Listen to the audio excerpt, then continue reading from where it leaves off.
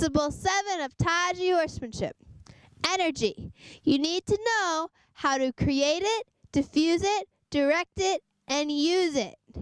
The reason that this is so important is that we need to be very, very sure that the energy we create on our horses is going to be used for what we want it to use for. For example, if let's take a Grand Prix rider. If a Grand Prix rider is going to jump around a Grand Prix course, when the jumps are 5 foot, they're huge. That rider is going to need some energy. It's going to need some energy to get over those jumps. Now let's take a trail rider. When we're just walking nice on a trail, we want to diffuse the energy because we don't want energy. Then the reason we might not want energy is our horses might use that energy against us, maybe to play or to spook or do something that could harm both of us. Horses are just like springs. The more you take that spring and you compress it and you put it together and you hold it really tight and you keep squeezing it, the bigger spring, the bigger bouncy it's gonna make. But if we take that spring and just keep it nice and relaxed, then it's not gonna have that much balance when we let it go. It's not gonna launch. When we take a spring and squish it together and let go, it's gonna launch. If we don't, it's gonna stay nice and calm. So now I'm gonna demonstrate what a horse looks like when they have energy and what a horse looks like when they're nice and diffused and do not have energy. I'm going to start by demonstrating a horse that has a lot of energy or has energy.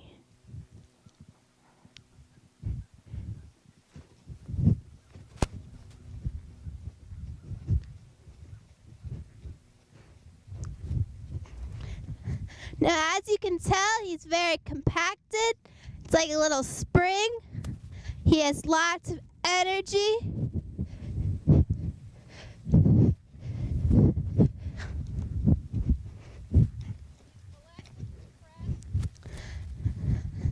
He is very compressed. And the very tricky part about when you create energy, you need to make sure you have a reason to use it. You don't just want to have energy hanging around. Because it'd be really bad if you had this energy and he used it to buck you off or spook or do something silly like that. And the reason, the way I can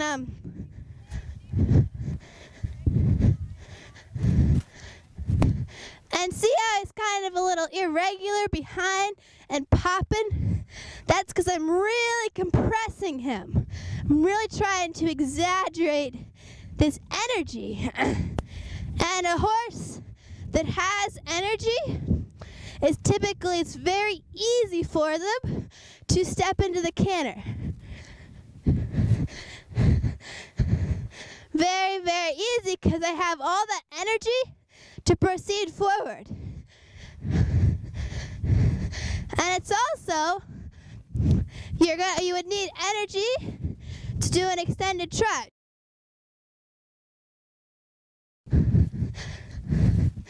So that is a trot that contains lots of energy.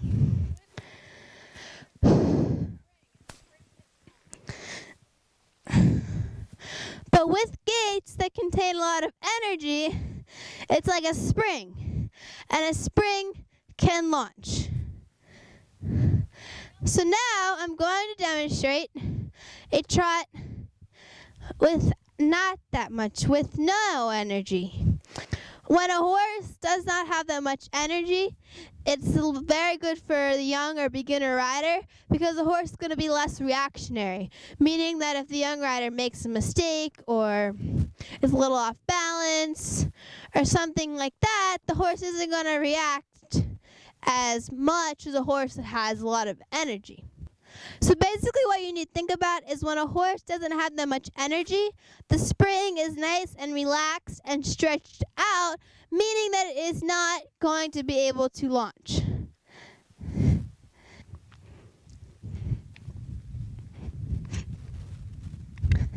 So as you can tell, he's really stretched out, nice and relaxed. He's chilled out. There's not really any energy in here. He's all stretched, his back's out. This would be a good trot for the young or beginner rider, because he's not going to be nearly as reactionary if I close my leg by accident or something similar to that. And this is also when I'm done exercising my horse. I like to let them stretch out, kind of relax, diffuse. It's good for their muscles, you know, like a little warm up and then warm down.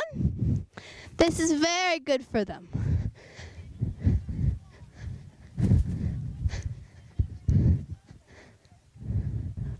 This is where Taiji horsemanship checklists come in.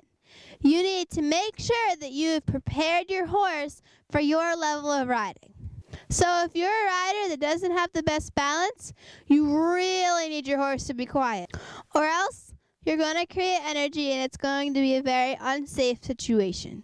If you're a little more an advanced rider, you probably are going to be able to handle a little more energy, but it is still a really good idea to make sure that your horse is quiet and relaxed before you mount.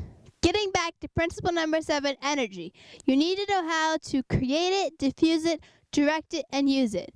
It's important to know how to diffuse it to keep you safe. It's important to know how to create it and direct it to go on to more athletic endeavors.